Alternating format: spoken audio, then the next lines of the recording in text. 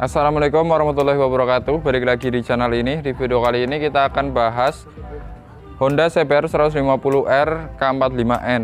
Kenapa lebih baik beli motor CBR K45N jika dibanding CBR yang sebelumnya K45G? Jadi kalau CBR dengan model yang seperti ini dan yang pertama itu K45G. Kemudian facelift lagi di tahun 2018 akhir kalau nggak salah.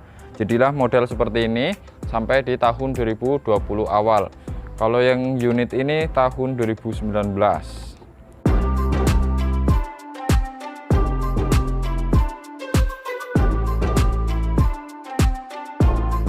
Nah, kenapa sih motor ini lebih worth it jika teman-teman beli jika dibanding K45G? Untuk yang pertama yaitu dari segi harga yang nggak terpaut jauh. Kalau di area Kebumen yang K45G atau bukan yang model seperti ini itu di harga 20 sampai 21. Kalau yang ini 22 sampai 23 untuk kilometer normal. Kalau kilometer rendah tentu ya ada tambahan sekitar 1 jutaan.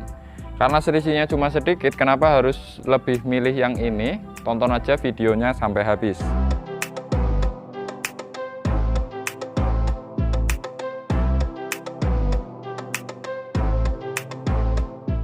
Jadi alasan yang pertama, CBR 150R dengan kode K45N ini yang membuat harus dibeli yaitu yang pertama desain bagian depan. Desain bagian depan sini itu berbeda dengan K45G. Ini lebih manis walaupun lampunya itu sama dan bodi samping itu sama.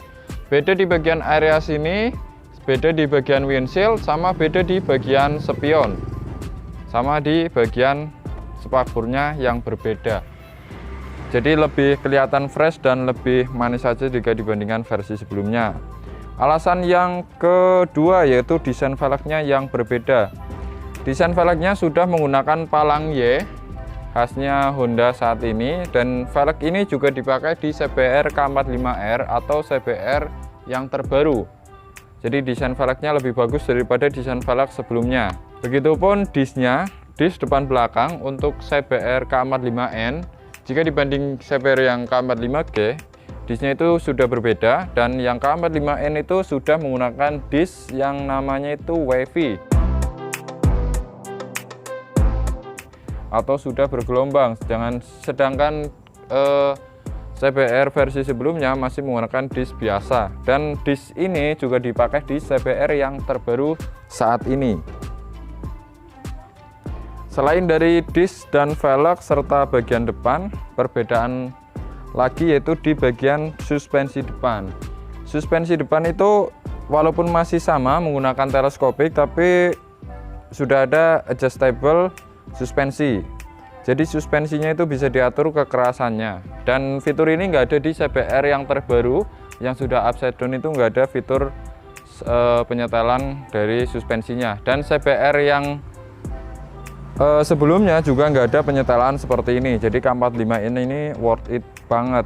Bahkan yang belakang juga ada penyetelannya untuk suspensi belakang. Yang terbaru sekarang nggak ada.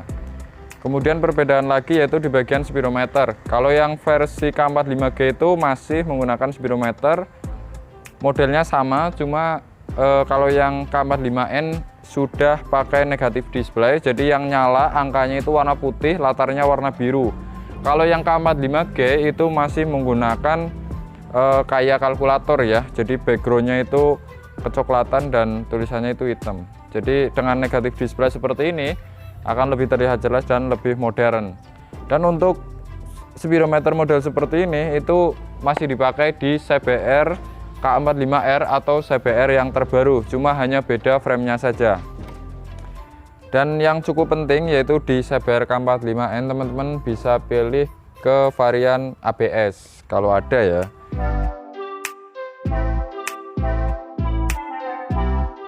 Jadi kebetulan ini yang ABS. Nah, ABS itu bedanya cukup banyak. Kalau baru itu selisih di 4,5, dan yang beda itu jalur pengereman. Kalau ini dari master rem masuk ke modul, dari modul masuk ke kaliper depan, dari master rem belakang ke modul masuk ke kaliper bagian belakang. Jadi ada tambahan modul ABS. Dengan adanya fitur ABS juga ada tambahan fitur yang namanya ESS atau Emergency Stop signal.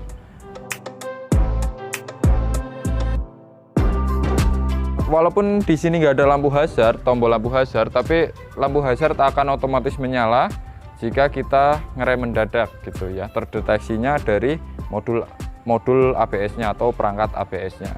Jadi teman-teman yang mau cari CBR bekas dengan tipe ABS ya teman-teman hanya bisa pilih di K45N.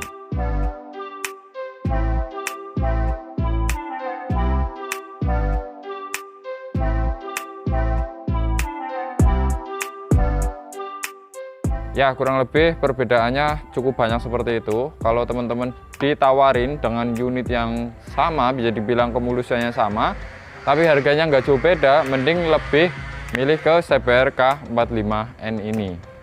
Ya kurang lebih seperti itu pembahasan kita kali ini. Menurut teman-teman bagaimana? Silahkan tulis di kolom komentar. Oh ya satu lagi sih, kalau yang CBR sebelumnya banyak isu motor klotok-klotok ya untuk bagian mesinnya, tapi kalau yang ini nggak ada kendala sama sekali.